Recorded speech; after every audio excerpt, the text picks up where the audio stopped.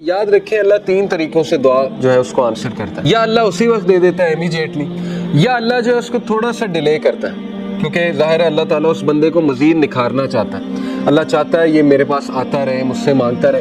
یا اللہ اس کو اس کا رد بدل ایسا دے دیتا ہے کہ اس کو سکون آ جاتا ہے. اللہ تعالیٰ سے جب مانگنا ہے تو تگڑا بن کے مانگنا ہے، اتنا توکل، اتنا بلیف ہونا چاہیے. یہی تو مومن کی مثال ہے. مشرک کی مثال کیوں اللہ نے کہا ضعیف ہے مانگنے والا؟ کیونکہ اس کے ہارٹ میں ڈاؤٹس ہیں، اس کو مانگنا ہی نہیں آ رہا، اس کو پتہ ہی نہیں ہے میں نے مانگنا کیسے. لیکن بلیور کے ہارٹ میں اللہ تعالیٰ نے یقین طاری کیا ہوا ہے کہ وہ مانگنے والا بھی بہت اسٹرانگ ہے، اور جس سے مانگا جا رہا ہے وہ تو پھر اللہ ہے. اللہ سے جب مانگتے ہیں تو پھر 100% ہوپ کے ساتھ مانگتے ہیں. یہ دعا کے آداب میں شامل ہے. اللہ کے نبی صلی اللہ علیہ وسلم نے فرمایا تمہاری دعا تب تک قبول ہوتی رہے گی جب تک تم یقین سے مانگو گے. جیسے اس میں تھوڑا سا ڈاؤٹ آ گیا، جیسے اس میں یہ بات آ گئی کہ پتہ نہیں اللہ کرے گا نہیں کرے گا، تو وہ دعا پھر فالٹی دعا ہے، اس میں پھر کمی ہے اس دعا میں، اس میں پھر بہت زیادہ یقین آنے کی ضرورت ہے. تو اس لیے ان چیزوں پہ ورک کرنا چاہیے. دیکھیں ویلیو ایڈڈ چیزیں یہی ہے کہ اپنا یقین بڑھاؤ، اپنا توکل بڑھاؤ. یہ ہمارے کلچر میں ایک بات بڑی ہے نا کہ واسطہ دیتے ہیں، وہ کسی ولی کا واسطہ دیتے ہیں. اللہ کو نمبر 1 اپنے نیک اعمال کا واسطہ دے سکتے ہیں. جیسے وہ واقعہ ہے کہ 3 لوگ غار میں تھے، پتھر سامنے آ گیا، سٹک ہو گئے، نکلنے کا چانس ہی کوئی نہیں. اللہ نے پتھر ہٹا دیا. ایک نے کہا اللہ میرے ماں باپ سو گئے تھے، میں دودھ کا گلاس لے کے کھڑا رہا، تجھے راضی کرنے کے لیے کہ اٹھیں گے تو میں پلا دوں گا، تو میں ساری رات کھڑا رہا، اگر تجھے یہ عمل پسند آیا تو اس کو پیچھے ہٹا دے. اللہ نے پیچھے ہٹا تھوڑا سا.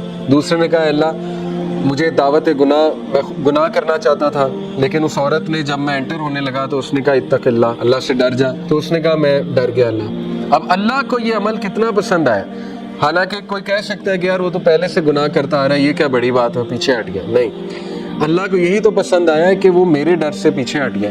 تو اللہ از آل اپریشیٹو، اللہ اپریشیٹ کرتا ہے. اللہ نے پتھر ہٹا دیا. تیسرے نے کہا اللہ میں نے جو ہے وہ کسی نے میرے پاس بکریاں رکھوائی تھی، بکریوں کے بچے ہو گئے تو اس سے میں نے کچھ پروفٹ کما لیا. جب وہ واپس آیا میں نے اسے بکریاں بھی دی اور وہ پروفٹ بھی دیا. یعنی اس لیول کی آنیسٹی. تو اللہ اگر تجھے یہ پسند آیا ہے، تیرے لیے کیا تھا اور تجھے راضی کرنے کے لیے تو پتھر مکمل ہٹ گیا.